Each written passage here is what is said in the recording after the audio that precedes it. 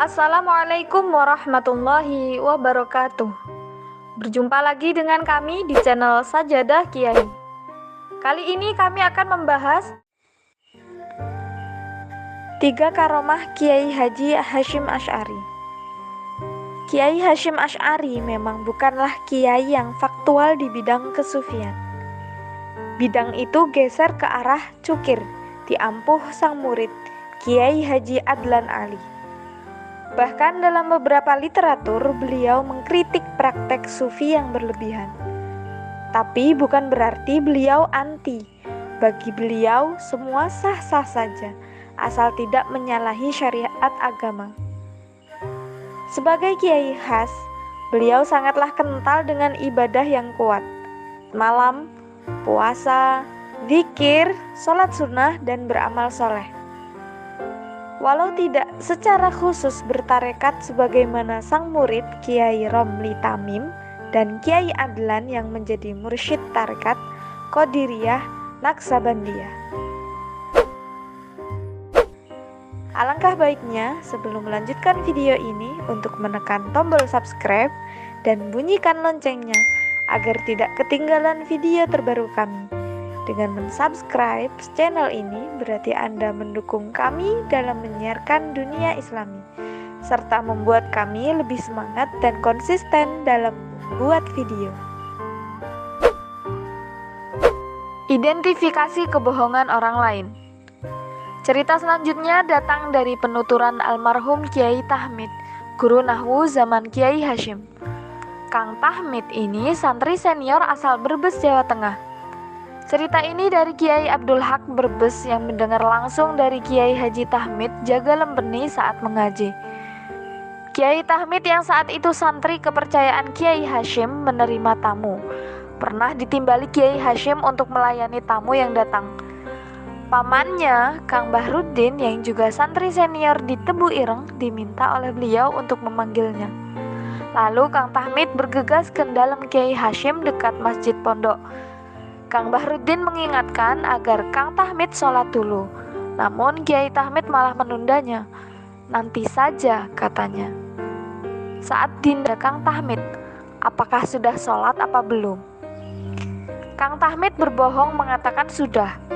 Kiai Hasyim lalu sontak meminta Kang Tahmid sholat dulu dengan nada separuh membentak dari tempat duduk beliau. Tahmid, sana sholat dulu. Tahmid kaget bukan kepalang. Ternyata gurunya tahu kalau ia belum sholat. Ia gemetar, tak kuasa untuk berubah dari posisi bersimpuhnya. Ia ingin bergerak tapi tak kuasa. Alot dan rasanya panas dingin. Keringat berayoh mengucur begitu derasnya. Kemudian Kiai Hasyim menghampiri Tahmid sambil menepuk-nepuk pundaknya. Sana sholat dulu, lain kali jangan gugup dan bohong. Biar tamu ini aku ladeni sendiri. Dan Tahmid pun merasa badannya kembali enteng. Segera ia menuju ke bilik kamarnya. Tentu saja bukan kebetulan Kiai Hasyim menebak-nebak, karena beliau memang dikenal bisa mengidentifikasi kebohongan entah dari fisik maupun metafisik. Menyumbat mesin giling pabrik gula cukir. Satu lagi kesaksian Kiai Abu Bakar tentang karomah Kiai Hasyim Asy'ari. Santri pernah dibuat heran berkeping-keping, takjub plus ngeri. Dalam bahasa Kiai Abu Bakar, kok bisa ya? Di depan Tebu Ireng pada masa penjajahan Belanda, ada rel kereta yang biasa dilalui kereta komersil Jombang Kediri, Jombang Surabaya, dan lain-lain. Namun, terkadang juga bisa dilalui oleh lori yang mengangkut tebu-tebu untuk digiling di pabrik cukir. Suatu saat lori yang mengangkut tumpukan tebu siap giling terguling. Tebu-tebu berhamburan. Santri yang mengetahui itu berhamburan mengambil tebu itu. Lalu mandor Belanda datang dan memukuli mereka. Berita itu sampai di telinga Kiai Hasyim dan beliau merasa geram dan kesal. Kiai Hasyim mendatangi pabrik tersebut dan menuju mesin penggilingannya. Saat giling memang sangat sibuk sekali pabrik. Pabrik cukir termasuk pabrik yang paling besar di Jawa Timur. Entah bagaimana Kiai Hasyim mengeluarkan kunyahan susur atau inang dalam bahasa Melayunya dari mulut beliau. Lalu disumpelkan atau dimasukkan mesin penggilingnya. Wallahu a'lam, mesin berhenti dan padam. Kiai Hasyim membiarkannya sampai 3 hari. Pabrik tidak bisa beroperasi. Tentu rugi. Tebu-tebu yang datang mengantri untuk digiling menjadi kering. Dibenarkan oleh teknisi tidak kunjung bisa menyala. Akhirnya, pihak pabrik sowan kepada Kiai Hasyim dan meminta maaf. Sejak saat itu, Belanda membiarkan santri mengambil tebu gratis dan dibiarkan saja. Hal itu berlangsung sampai pabrik diambil alih Jepang, lalu dinasionalisasi oleh pemerintah Soekarno. Digoyang-goyang, rumah doyong atau miring bisa tegak lagi. Kebetulan kami pernah mewawancarai seorang santri beliau, santri Kalong juga ternyata.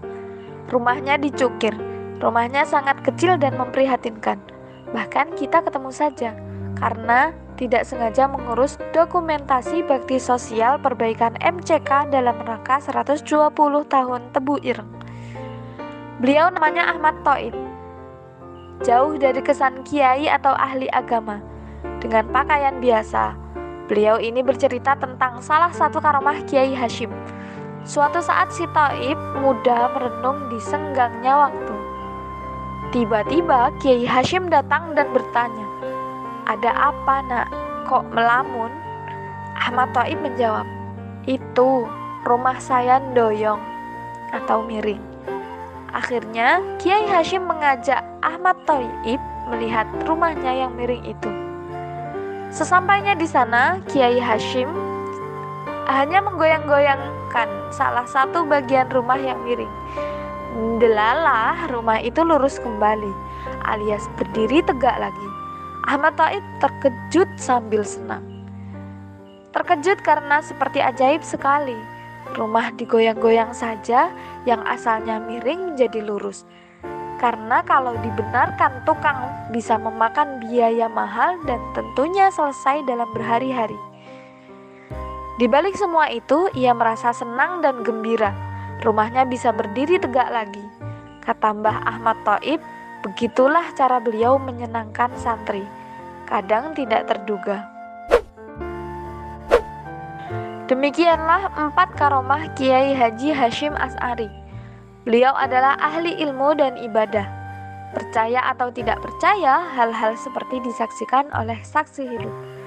Semoga bermanfaat dan menambah perbendaharaan kisah inspiratif kita dari sosok Kiai Haji Hasyim Asy'ari.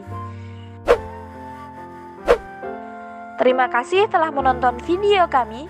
Jangan lupa like, komen, share, dan subscribe channel Sajadah Kiai, serta bunyikan loncengnya agar tidak ketinggalan video-video terbaru kami. Dengan mensubscribe berarti Anda mendukung channel kami, serta membuat kami lebih semangat dan konsisten dalam membuat video-video terbaru. Wassalamualaikum warahmatullahi wabarakatuh.